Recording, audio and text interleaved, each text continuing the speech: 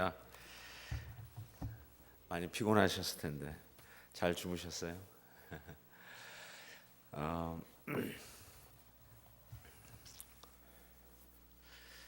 오늘 메시지를 들으실 때 한번 손에 헬리움 풍선을 이렇게 들고 설교를 듣는다고 그렇게 한번 상상을 하시고 설교를 들으셨으면 좋겠습니다. 성령의 열매 두 번째 열매가 사랑, 희락입니다. 희락이 기쁨이죠. love, joy 하니까 그 joy라고 하는 이 기쁨인데, 이 헬리움 풍선이 그 기쁨이라고 생각하시고, 이렇게 아름다운 풍선, 여러분이 모든 분들이 다 그 풍선 하나씩 들고 있다가 오늘 메시지를 듣다가 기쁨이 확 몰려오시면, 확인되시면 그 풍선을 손에서 놓으면 좋겠습니다. 요즘은 정말 사람도 유머스러운 사람이 더 좋다고 그러고, 어떤 가정은 좀 웃는 일을 위해서 그 테이블에다가 유머 쪽지를 집어넣고 밥 먹기 전에 그거 열어가지고 한번 서로 읽어보면서 서로 이렇게 웃고 그런다는 얘기도 들었습니다. 웃음과 이 기쁨, 참 때로는 이런 기쁨이 순간적으로도 오지만 그 기쁨이 오늘 우리가 얘기할 때 영원히 지워지지 않는, 빼앗길 수 없는 바로 그런 기쁨이 바로 성령의 열매, 그 기쁨이다라고 이야기를 합니다. 그 어느 누구도 빼앗길 수 없는 그 기쁨. 많은 사람들이 기쁨을 찾아다니고 웃음을 찾아다니는데 정작 얄팍한 기쁨, 거품만 일어나는 기쁨, 그래서 훅 불면 없어지는 것들, 기뻤다고 생각했는데 내 삶 속에 일어나는 아주 작은 일 때문에 그냥 다 잃어버리고 마는 기쁨. 좀 전천후적인 기쁨이 없을까? 항상 꾸준한 기쁨은 없을까? 우리 모두의 바람이고 우리가 모두 가져야 할 성령의 열매라고 생각을 합니다. 베드로전서에서는 이런 표현을 썼어요. 말할 수 없는 영광스러운 즐거움. 말할 수 없는 영광스러운 unspeakable and glorious joy, exalted joy. 그게 뭘까? unspeakable joy. 그게 도대체 뭘까라는 생각을 해봅니다. 크리스찬의 기쁨은 결단코 얄팍하지 않습니다. 깊습니다. 아주 심오합니다. 물 위에서 사람 지나가는 소리에도 깜짝깜짝 놀라는 송사리들의 기쁨이 아니라 저 깊은 곳에 있는 잉어와 같이 그 위로 열차가 달려도 꿈쩍거리지도 않는 그런, 세상 주변 돌아가는 걸로 인해서 없어지고 변해버리는 그러한 기쁨이 아닙니다. 날씨가 좋으면 기쁘고 날씨가 나쁘면 우울하고, 자기 팀 양키나 매츠가 이기면 좋아하고 다른 팀이 이기면 또 슬퍼하고, 아이들이 공부 잘하면 기쁘고 비즈니스가 잘 되면 기쁘고 주식이 오르면 기쁘고, 그렇지 않으면 우리의 기쁨은 또 떨어지고, 마치 우리의 기쁨이 우리 주위 환경에 완전히 전적으로 달려 있는 것 같이 살아가는 모습들. 뭐 세상 사람들이 다 그렇다고 하지만, 근데 우리가 가지고 있는 기쁨도 그 정도인가, 그 수준인가? 솔직히 내가 뜻한 바대로 우리 주위 환경이 되지 않더라도, 뭐 우리가 응원하는 팀이 진다 할지라도, 우리 아이가 내가 원하는 대학에 혹 못 갔다 할지라도, 내가 투자한 주식이 혹 오르지 않았다 할지라도, 좀 내 기대치에 못 미친다 할지라도 그것 때문에 빼앗길 수 없는 기쁨. 그냥 그럼에도 불구하고 그냥 이 저수지 같이 늘 잠겨 있는 기쁨. 저 깊은 곳에 늘 흐르고 있는 기쁨. 그래서 환경 속에서 우리에게 어떤 공격이 들어와도 그 기쁨에 우리가 파이프를 밟고 다시 그 기쁨을 끌어올릴 수 있는 전천후적인, 도저히 빼앗길 수 없는 바로 그 기쁨. unspeakable joy. 어떻게 말로 표현할 수 없는 그 기쁨 말입니다. 그게 바로 성령의 열매 기쁨이다라는 것입니다. Fun fixed. 마치 프랜차이즈 레스토랑에 볼트인 해버린 의자와 같은 그런 기쁨이 아니라 어느 환경 속에서도 항상 기쁨을 끄집어낼 수 있는 그 능력, 그것이 성령의 열매, 바로 기쁨이다라고 말할 수 있습니다. 오늘 본문에서도 너희는 근심하겠으나 너희는 곡하고 애통하리니 하면서 이야기를 합니다. 이 말은 보니까 기쁨이 단순한 얄팍한 어떤 감정적인 것으로 설명하기 힘들다는 걸 알 수가 있어요. 여러분, 장례식에서는 울어야죠. 나는 뭐 성도니까, 예수 믿는 사람이니까 장례식에서도 그냥 막 큰 소리로 웃어야지. 그건 좀 이상한 거죠. 뭐 다쳤으면 아파서 울어야죠. 그래도 난 기뻐하고 다쳤는데도 막 웃는다. 그거는 아니에요. 그걸 얘기하는 것이 지금 얘기하는 전천후 기쁨이 아닙니다. 예수님도 그래서 이러한 아픔의 감정, 이런 거는 같이 공유하고 우리도 때로는 근심하고 곡도하고 애통하리라 라고 얘기했어요. 그러나 크리스찬들의 그 감정은 마치 데살로니가 전서 4장에 나와 있는 것처럼 우리가 슬퍼하지만 사랑하는 이를 먼저 떠나보냈을 때 우리도 가슴이 아프고 눈물이 나지만 소망 없는 자 같이 슬퍼하지 않는다. 이 세상은 땅을 치듯 소망을 잃어버리고 절망하듯 슬퍼하지만 우리 예수 믿는 사람들은 그와 같은 상황 속에도 소망 없는 자 같이 슬퍼하지는 않는다라는 것입니다. 그래서 기쁨의 반대는 슬픔이 아닌 것 같아요. 기쁨의 반대는 절망인 것 같아요. 우리의 감정에 슬픈 마음이 있다고 우리가 기쁨이 없어진 것이 아니라 오히려 절망이 우리의 기쁨이 사라진 바로 그 모습이라고 이야기할 수 있습니다. 우리가 때로는 뭐 찍혔다 이런 표현을 써요. 누구에게 찍혔다. 좀 속어인가요? 나는 목사님에게 찍혔어. 뭐 나는 우리 사장님에게 찍혔어. 나는 아빠에게 찍혔어. 그러잖아요. 엄마, 넌 이제는 아빠한테 찍혔어. 너 이제 조심해야 돼.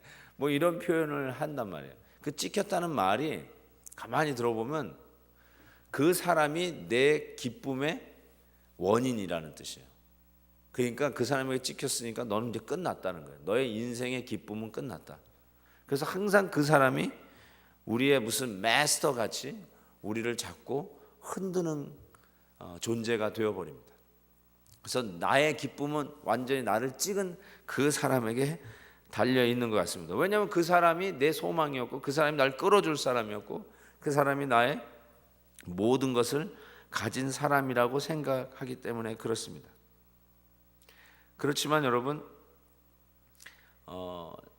그것으로 인해서 나의 소망이 더 이상 없다라고 이야기할 수 없지 않습니까?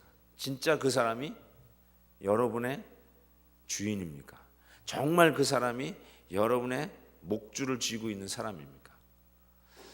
세상에선 그럴지 모르지만 우리 주 예수 그리스도가 우리의 삶의 주인이요, 그분이 바로 나의 모든 것을 쥐고 계신 분이요, 그분이 나의 미래의 보장이요, 그분이 나를 지금까지 인도하신 분이요, 그분이 내 생명을 붙잡고 계시는 분이시죠.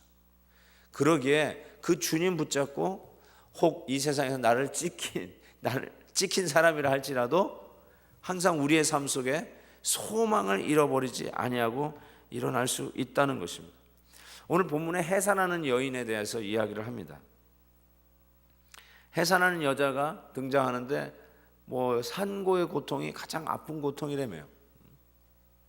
어떤 분은 그 뭐죠, 담석, 그다음에 키드니 스톤 이런 것들이 뭐 애 낳는 것도 더 아프다고 그러시더라고요. 어쨌든 그 고통을 가진 그 산고 속에 있는 해산하는 여인을 봐라. 그런데 그 해산하는 여인이 정말 죽을 것 같은 고통을 하지만 그래도 그 애를 낳은 후에 오는 그 기쁨을 생각하고 이 산고의 진통을 이기고 나간다는 것이죠.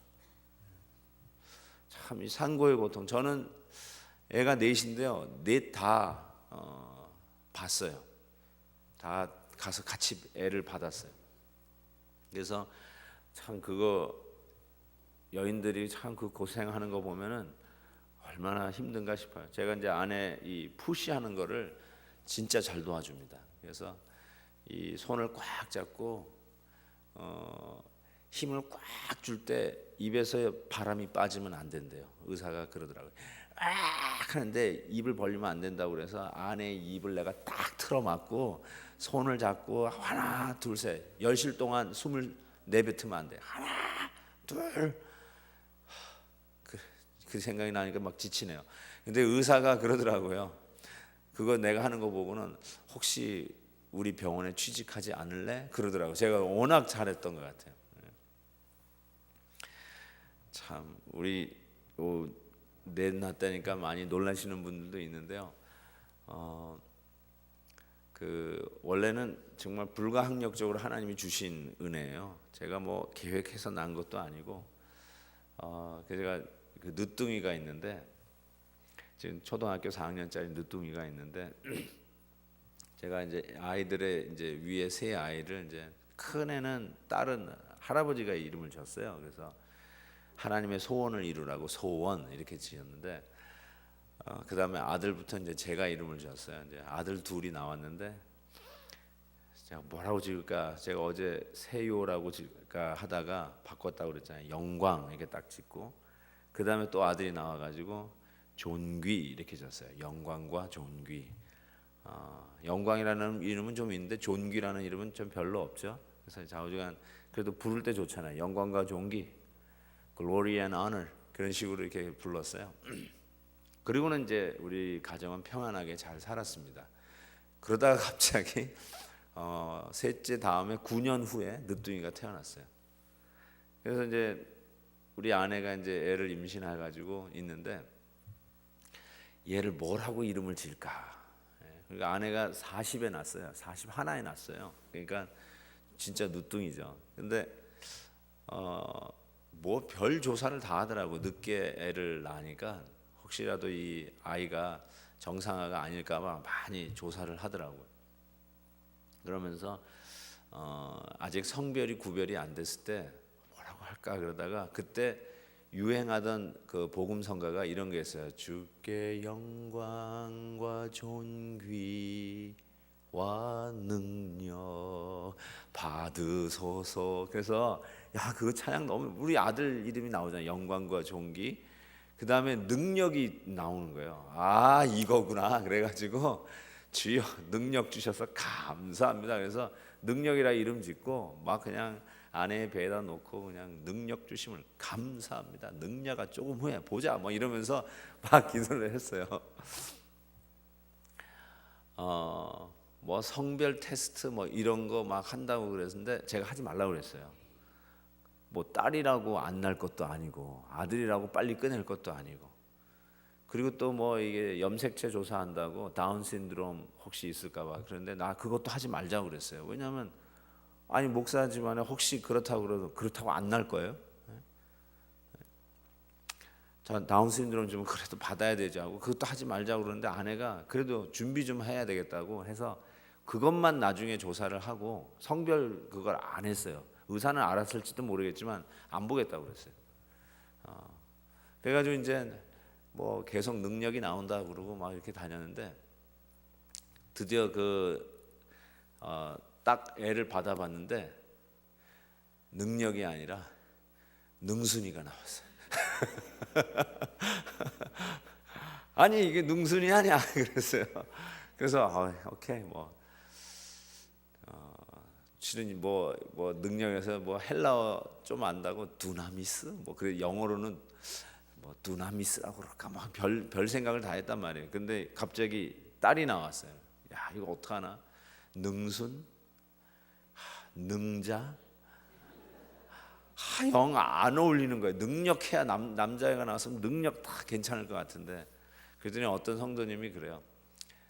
탤런트 중에 능미가 있대. 능미, 남능미 아세요? 남능미가 있대. 능미? 이게 전부 다 말이 안 돼요. 그래서 이제 어떻게 할까 하다가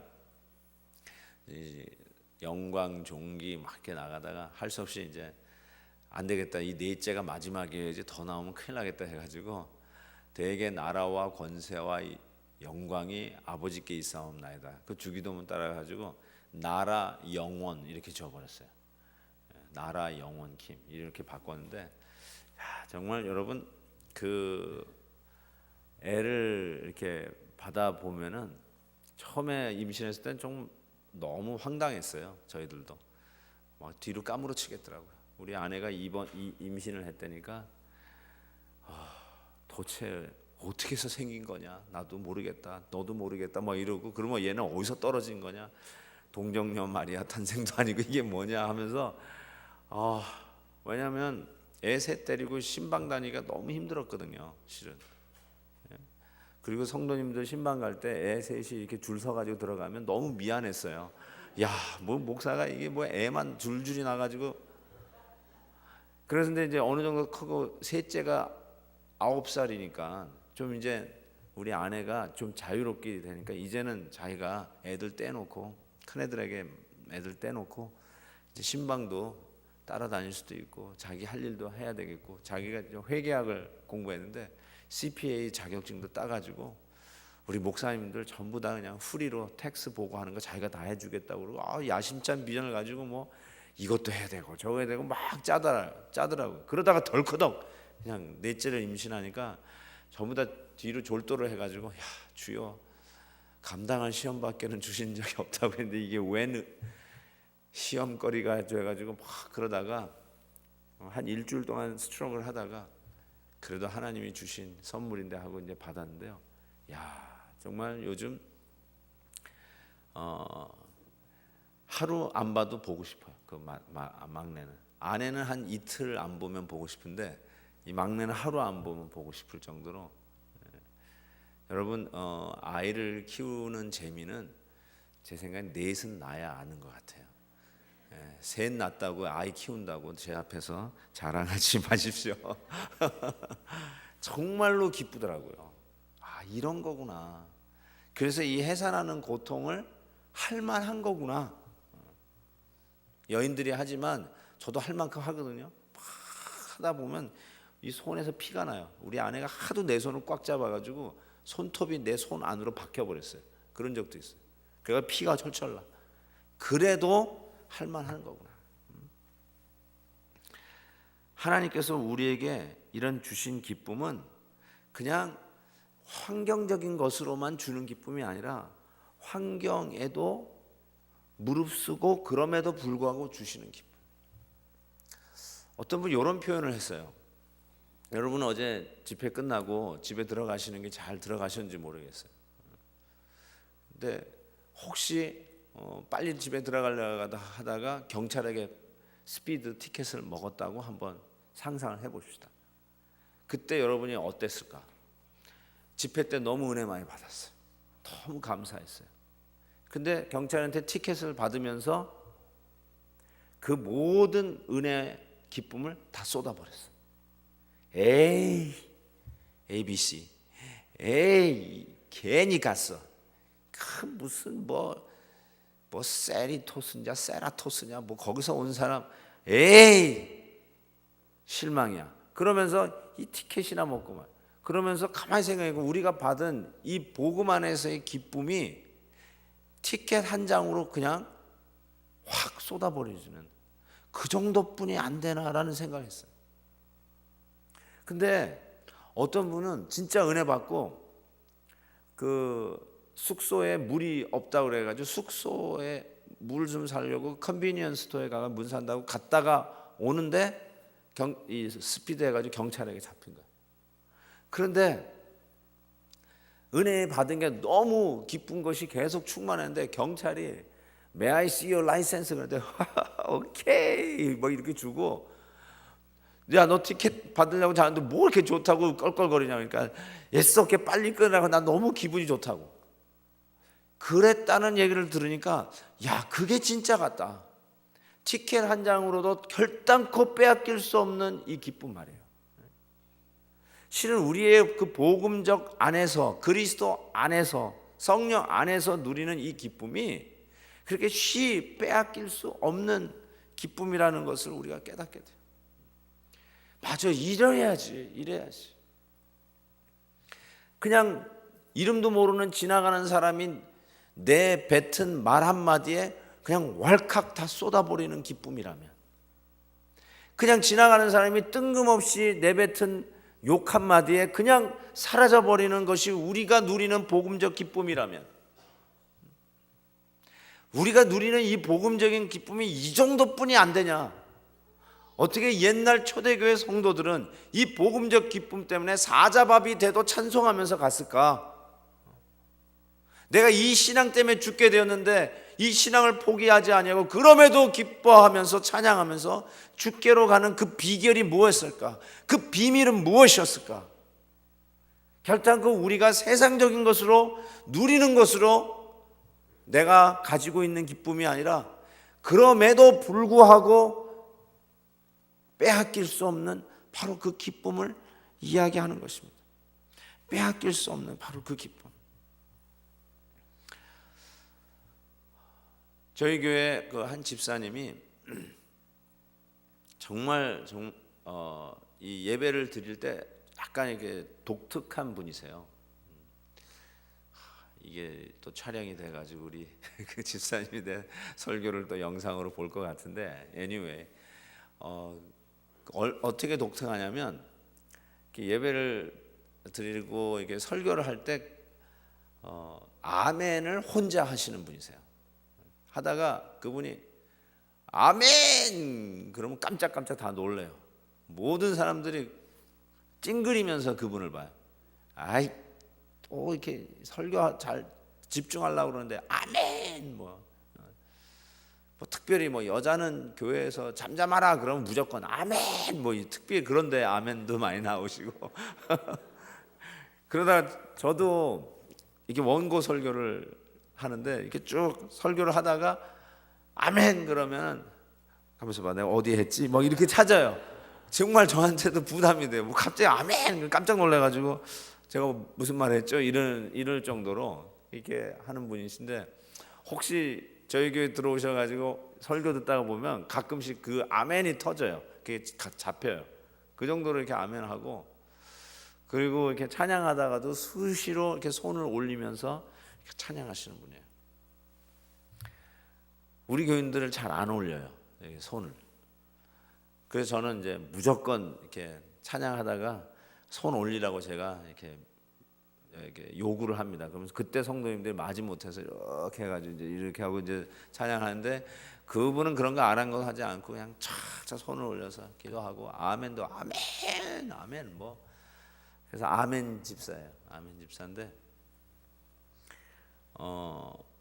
금요일 날 그분이 새벽 기도를 끝나고 저한테 오셔가지고 목사님 기도 제목이 있다고 기도 좀 해달라고 하는데 벌써 눈물이 글썽글썽해요. 아 무슨 일이 있구나. 왜 그러세요? 그랬는데 27살 난 자기 아들이 암에 걸렸다는 거예요. 이게 어떻게 된 일이냐? 왜요? 그러면서 오늘 금요일 날 이제 수술을 이제 하러 들어가는데 기도해 달라는 거예요. 그래서 오케이 하고 기도를 하는데 그 집사님은 딸 낳고 그 다음에 그 아들을, 넷째 그 아들을 낳은 거예요. 그리고 그 아들은 싱글이고 그 아들이 얼마나 똑똑한 아들인지 하버드 대학을 나왔어요. 야 정말 딸이 있으면은 붙여주고 싶을 정도로 아주 똑똑한 아들인데, 그 27살 난 그 잘생기고 똑똑한 하버드 졸업생 아들이 암에 걸린 거예요. 그래서 금요일 날 아주 급하게 수술을 하고 그 다음에 토요일 날 제가 이제 또 새벽기도 후에 또 어떻게 됐냐 그랬더니 그 수술은 잘 됐는데 열어보니까 전이가 됐대요. 많이 전이가 돼서 소위 그 조직 검사를 해서 이게 많이 전이가 됐는지 안 됐는지를 알아보는데 그 결과가 이제 월요일 날 나온다고 목사님 또 기도해 주세요 그러는 거예요.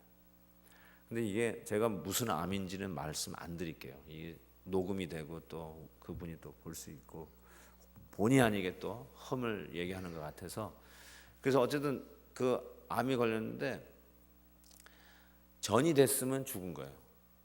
끝나는 거예요. 전이가 안 됐으면 좋겠다고 막. 그런데 어쨌든 그것이 암인지 아닌지 이렇게 조직 검사를 해가지고 하는 결과가 이제 월요일에 나온다고 하는 거죠. 그 다음에 이제 주일이에요. 그 주일 예배를 이제 드리는데 제가 이제 앞에서 예배 이렇게 강례상 앞에 있고 이렇게 성도님들이 앞에서 찬양하는데 그때 첫 찬송이 저거였어요. 주 하나님 지으신 모든 세계. 참 남가주는 날씨가 너무너무 좋아요. 어제 날씨 여기 참 좋았죠. 그 어제와 같은 날씨가 365일 아니 한 360일 정도 된다라고 하면 거의 비슷할 거예요. 참 좋아요. 그래서 주 하나님 지으신 모든 세계는 남가주를 위해서 지으신 찬송 같아요. 언제 불러도 딱딱 맞아 떨어지는 찬양. 주 하나님 지으신 모든 세계 얼마나 밝고 명랑한 찬양입니까? 주님의 높고 위대하심을 내 영혼이 찬양하네. 그 찬양 너무너무 좋거든요. 1절 부르고 2절 부르고 후렴에 들어가는데 주님의 높고 위대하심을 그때 그 집사님이 손이 쫙 올라와요. As usual 늘 그랬듯이. 아마 옆에 있었던 같이 예배드렸던 성도는 아휴 이사 또 시작이다. 혹 그랬을지 모르겠어요. 근데 저는 알잖아요. 금요일 날 알았으니까 주보는 이미 만들어져서 주보에도 기도해달라는 부탁도 아직 못 드린 그 상황 속에서 그래서 성도들이 모르는 상황 속에서 제가 기도하고 있는 그 집사님이 내일이면 아들이 죽을지 살지가 판정되는 바로 그 상황 속에서 주님의 높고 위대하심을 하는데 손을 쫙 올리는데 제가 여기서도 보여요. 눈물이 줄줄 흘리면서 손을 쫙 올리면서 근데 제가 앞에서 예배 인도하다가 더 못하겠더라고요. 찬송을 못하겠어요. 속으로 제가 이렇게 해서 하나님 너무하십니다. 다들 성도님들은 이 좋은 날씨에도 예배 드리는 거 너무 기뻐하는데 나는 속으로 하나님 너무하십니다. 주님의 높고 위대하심을 하는데 속으로 뭐가 위대합니까? How great thou art. 그런데 뭐가 great합니까? 그런 생각이 막 들어요. 전능하신 하나님. 저 아멘 집사님에게 낳은 귀한 아들, 정말 하버드 졸업한 그 아들, 뭐 하버드 나왔다고 해서 더 귀한 아들이라고 할 수는 없지만 그 집안에 너무나도 귀한 아들, 딸 나오다가 나온 아들, 좀 그거 막아주시면 안 됐나요? 하는 막 기도가 막 찬송하는데 나오더라고요. 목사는 앞에서 이루고 있는데 그 집사님은 두 손을 올려서 주님의 높고 위대하심을 찬양하는 걸 보니까 정말 저분이 목사보다 100배 낫다라는 생각이 들어요. 나는 저렇게 그 상황 속에서 하나님의 위대하심을 손을 들면서 찬양할 수 있을 것인가 라는 질문을 스스로 하게 되면서 참 부끄러워졌어요. 성도들의 기쁨은 그렇게 쉬 사라지는 것이 아니라는 것을 그 순간에 확인됐어요. 좀 유별나게 아멘도 했고 유별나게 때도 아닐 때 손 팍팍 울리면서 옆에 있는 사람 좀 어색하게 했을지 모르지만 그 안에 그분이 예수 그리스도 때문에 가진 복음의 영광과 그 기쁨은 설사 내일 아들이 암으로 인해서 어떻게 될지 모르는 그 상황 속에서도 오늘 이 시간 하나님 앞에 나와 예배드리는 이 순간 그분은 영광 받으시기에 합당한 분입니다. 하나님은 나의 하나님입니다. 하나님은 나의 예배를 받으시기에 온전하신 분이십니다 하면서 두 손을 올려드리는 그 모습 속에서 맞다, 저거다. 저게 바로 복음의 능력이요, 그 능력 안에서 그 누구도 빼앗아갈 수 없는 기쁨이다. 그게 기쁨이라는 거예요. 그 누구도 흔들어댈 수 없는 기쁨이라는 것입니다. 사랑하는 성도 여러분, 그 아들이 샘인데요, 아직 살아있어요. 투병 중에. 실은 전이 됐다고 판명이 났어요. 그래서 끝났다고 생각하고 정말 힘들었는데 하나님이 들어주시는지 아직 하나님께서 그의 생명을 붙들고 있어요. 기도해 주십시오. 1년 됐어요.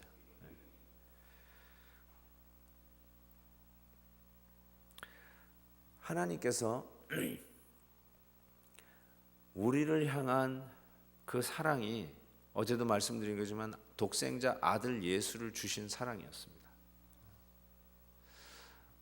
저도 애를 키우고 우리 아이들을 보지만 그 아이들이 물론 말썽 필 때도 있지만 대부분 기쁨을 주거든요. 나는 지금도 잊지 못하는 우리 아들의 모습 중에 하나는 제가 단기 선교 우리 대학생들 데리고 멕시코에 가가지고 여름 단기 선교를 하고 한 3주 만에 돌아왔어요. 그러니까 3주 동안 우리 애를 못 봤잖아요. 그리고는 이제 돌아왔는데 공항에 우리 아내와 더불어 아이가 이제 저를 아빠 맞이한다고 공항에 소위 마중인가요? 배우 마중 나왔어요.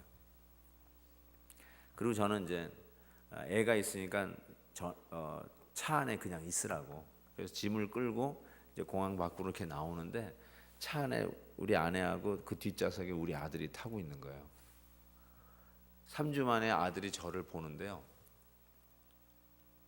얘가 입을 벌리고 다물지를 못해. 왜냐하면 너무너무 좋아하는 거예요.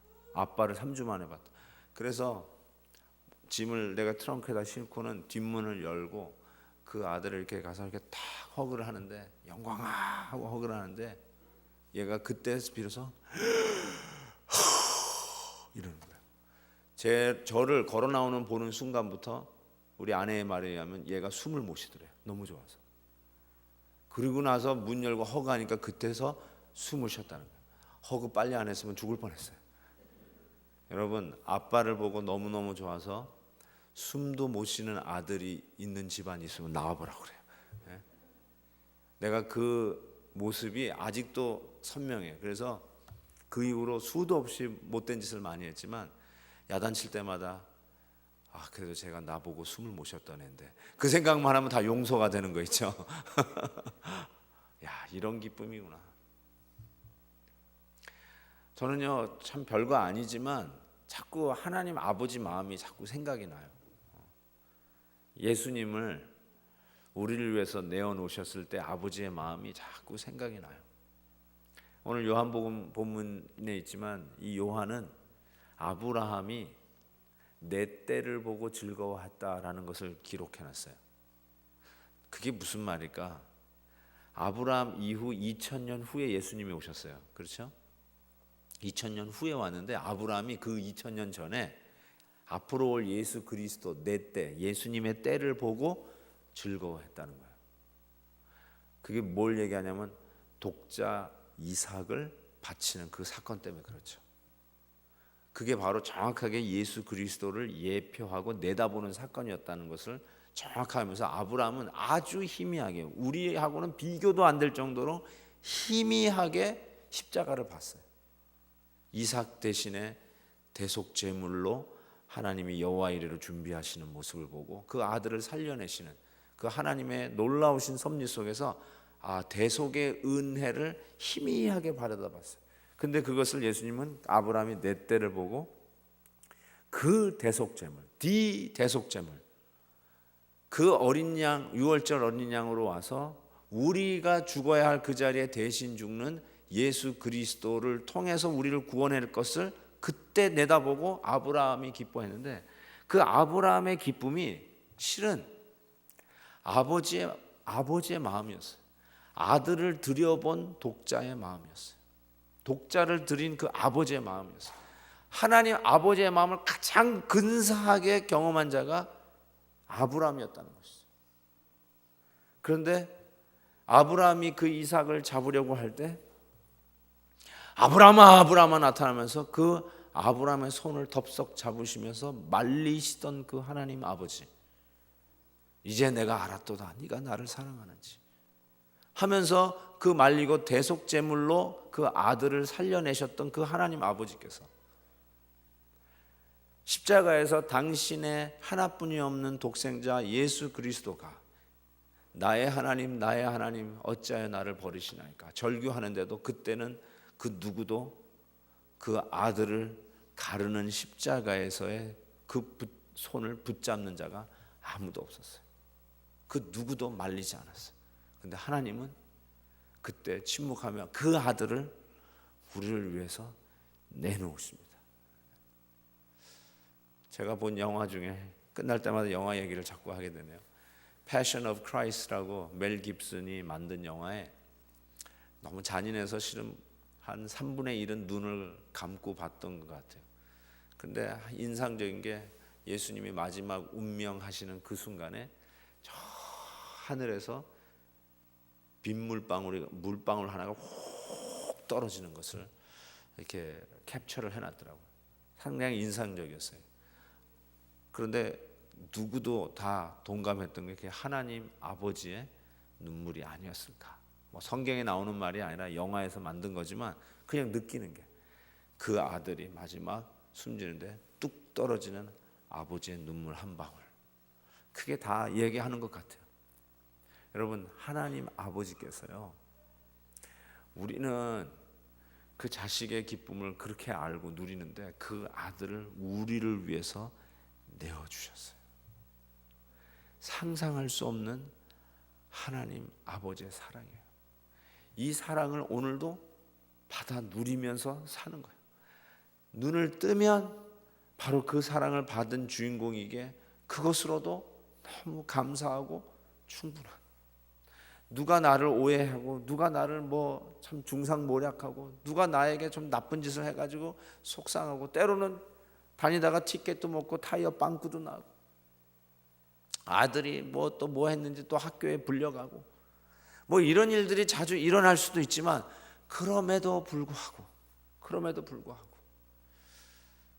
하나님께서 우리에게 베푸신 그 아들을 내어주신 사랑 속에서 빼앗길 수 없는 이 기쁨, 그것만 바라봐도 오늘의 나의 삶 속에 있는 여러 장애물들을 넉넉히 뛰어넘을 수 있는 능력, 그게 바로 그 누구도 빼앗아갈 수 없는 이 복음의 기쁨이라는 것입니다. 사랑하는 성도 여러분, 그 기쁨을 오늘도 누리고 사십시다. 오늘 하루도 여러분의 일터에서, 여러분의 가정에서 그 기쁨 빼앗으려고 여러분의 삶에 치고 들어오는 악한 마귀의 시험에도 넉넉히 이길 수 있는 능력, 내가 그런 것으로 기뻐하는 자가 아니라 예수 그리스도 안에서 주시는 그 기쁨으로 나는 오늘도 넉넉히 이기느니라. 바로 그 신앙을 고백하면서 오늘 하루도 하나님 주신 기쁨으로 승리하시기 바랍니다. 기도하겠습니다.